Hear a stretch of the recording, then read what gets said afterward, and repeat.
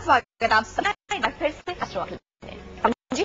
पहला सवाल जो हम पूछ रहे हैं ये है गीता सचदेवा का सवाल। ये जानना चाहते हैं अपनी गजेंद्र के बारे में, जिनकी 13 सितंबर 1970 सुबह 11:24 जन्म का समय है गजेंद्र का और दिल्ली में हुआ है उनका जन्म। कहते हैं कि मेरे हस्बैंड एक बहुत हार्ड वर्किंग इंसान है, एक रेप्यूटेड बैंक के साथ प्रॉपर्टी सेक्शन में काम भी कर रहे हैं। एवरीवन अप्रिशिएट, वो बहुत हार्ड वर्किंग है, लेकिन पता नहीं क्या होता है जब भी डील फाइनलाइज होने लगती है कुछ न प्रॉब्लम हो जाती है और वो लॉस में चले जाते हैं।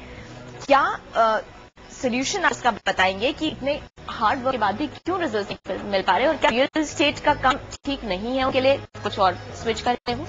बिल्कुल, ये थोड़ी सी सलाह करें तो ये चीज साफ हो जाएगी। मुझे लगता है सारा क्या है कि एक माला की कर ले। दूसरी चीज, इनको तांबा नहीं पहना है, इनको पन्ने से संबंधित कोई भी चीज नहीं पहननी है।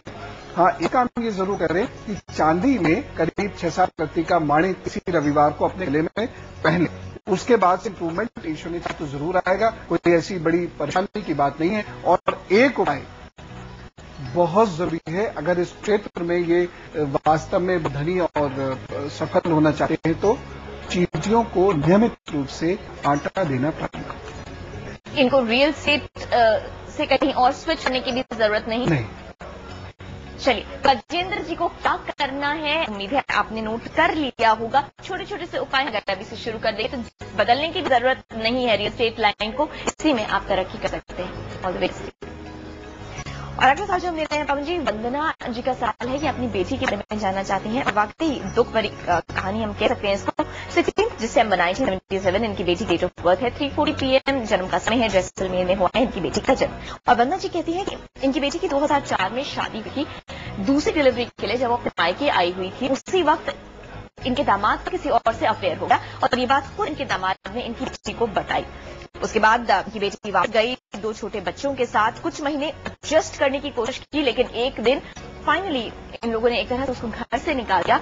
और 2.5 साल पहले की बात, तब से इनके दोनों बच्चे और इनकी बेटी यहाँ पे ही रह रही है वंदना जी के पास। अब ये जानना चाहती है कि क्या डिवोर्स के अलावा और कोई रास्ता बचता है, या अगर डिवोर्स लेती हैं तो बेटी की दोबारा शादी हो पाएगी। काफी परेशान है क्योंकि अकेली बेटी है ये।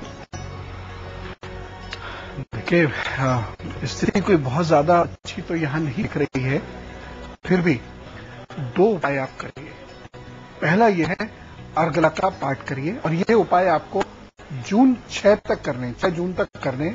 यदि कोई भी इम्प्रूवमेंट आना होगा तो 6 जून तक आ जाएगा, उसके बाद नहीं आएगा।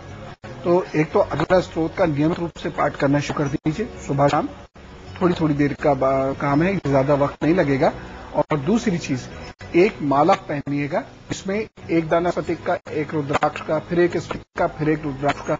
ये माला आप किसी भी शुक्रवार को अपने गले में जल्दी से जल्दी पहन लीजिए और जून तक इंतजार कीजिए। ईश्वर को अगर ये रिश्ता मंजूर होगा तो जून तक की चीजें ठीक हो जाएंगी, अन्यथा डिवोर्स होगा। और रीमैरिज कैसे में चांसेस होंगे?